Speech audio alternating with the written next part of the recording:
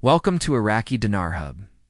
Today we are breaking down a developing situation that steps outside the usual cycle of online chatter and recycled theories, shifting instead toward observable structural adjustments happening across the global financial system in 2025.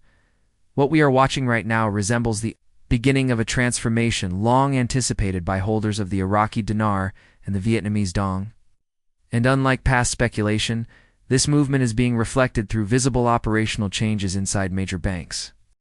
For years, discussions around these currencies were dominated by stagnation, with holders often dismissed and told that mainstream financial networks would never adjust to support them. But the environment we are seeing today appears to signal a dramatic departure from the past as banking systems, foreign exchange channels, and global processing networks begin performing tasks they had consistently avoided. We are now observing formal recognition, updating, and activation of pathways designed specifically for handling the dinar and the dong, elevating the conversation from hypothetical possibilities to tangible structural activity. This shift is generating a very real sense of momentum among holders, driven by the awareness that the financial framework is finally aligning with the long-discussed potential of these currencies. The storyline behind this major development began early this morning when several unrelated banking systems, including digital verification networks and platforms connected to international foreign exchange markets, began showing signs that they were actively processing data related to these currencies. This was surprising because historically, although the currencies were internationally recognized, they lacked smooth, consistent, or dependable pathways for sizable exchanges in many Western regions.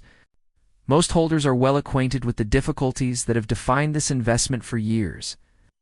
From banks refusing large notes to unclear instructions on exchange procedures and a lack of uniform guidance on official rates, the information surfacing today suggests that this long-standing pattern is changing, with bank employees quietly acknowledging that internal communications have been issued. These memos reportedly guide staff on how to prepare for authorized exchanges involving high-denomination notes, an indication that the system is shifting toward real operational capability instead of lingering in planning mode.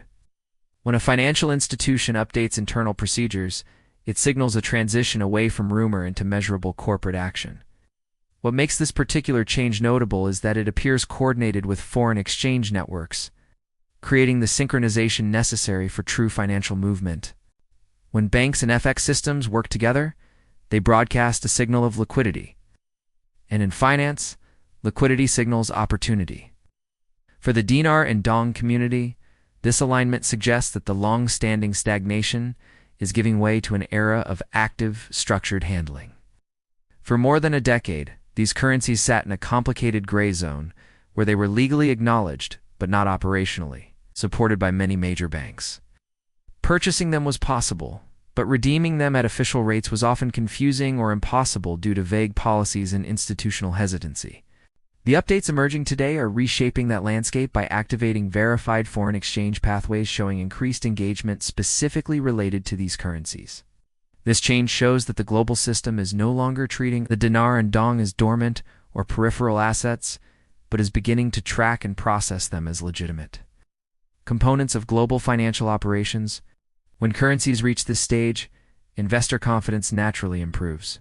Transparency around valuation and procedure strengthens, and banks become comfortable participating without fear of rumor-driven volatility. This creates an environment where authorized holders can move forward with more confidence as official mechanisms mature. Current indicators suggest we are witnessing only the first stage of a larger shift in how the international banking sector intends to handle these currencies moving forward. Focusing first on the Iraqi dinar, we are seeing the most pronounced and immediate signs of operational activity. Reports indicate that tiered exchange procedures are being activated across major banking sectors, a development of high importance for those holding this currency. These programs allow banks to process larger denominations, such as the 5,000, 10,000, 25,000, and even the 50,000 dinar notes through secure, verified channels. This marks a significant change from the past, when many holders were turned away or told that branches were not authorized to accept large notes. It now appears that these barriers are being systematically removed through the issuance of new instructions for preparing authentication tools and training management staff. This preparation implies that banks are anticipating transaction volumes requiring serious logistical planning to ensure both security and efficiency. Even more significant is the preparation for potential contract rates, special rates intended for verified holders exchanging through authorized processes. These suggest the presence of structured liquidity, which differs from random market-based activity. Structured liquidity reflects an organized movement of capital meant to prevent instability and support a smoother transition. For long-term dinar holders, these operational shifts serve as long-awaited validation, signaling that financial institutions are preparing for real transactions rather than discussing theoretical ones. Turning to the Vietnamese Dong, a parallel evolution is unfolding, offering an equally significant development for holders. For years, the Dong has been considered by some economists to be undervalued, with expectations that economic strengthening in Vietnam would eventually increase its currency value. Although Vietnam has made considerable economic progress, the currency still faced obstacles related to limited international exchange options. However, new reports showed that the Dong is now experiencing increased activity inside verified FX systems alongside the dinar.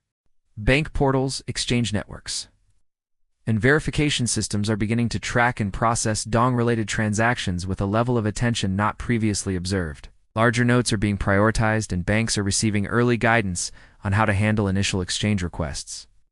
This marks a shift from the Dong being treated as secondary to becoming part of a coordinated dual currency movement. When two currencies rise simultaneously in recognition and operational readiness, they strengthen each other's presence in the market. This dual movement improves liquidity, increases visibility, and signals a wider regional shift in how financial institutions are preparing to handle Southeast Asian currencies. As all this activity unfolds, holders are increasingly focused on how to navigate the practical aspects of the transition. The first essential step emphasized by specialists is verifying that each note is authentic, undamaged, and stored properly.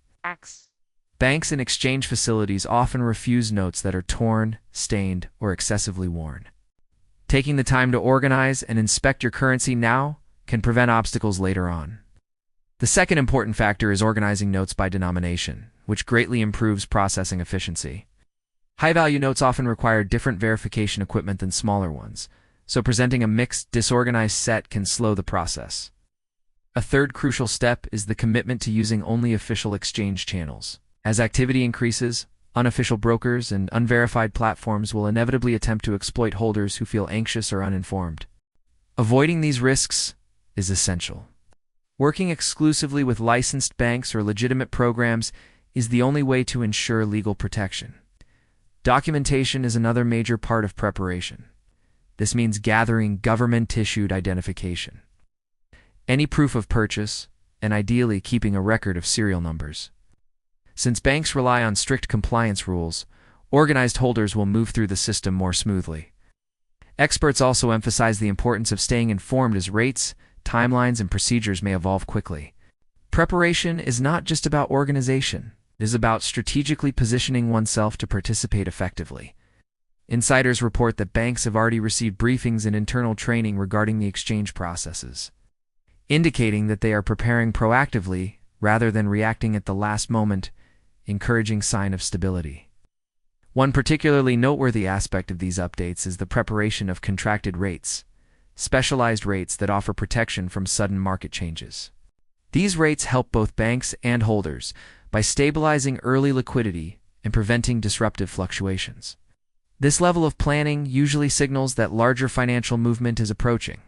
The alignment we are now seeing suggests that there is a structured approach to managing the transition efficiently and securely.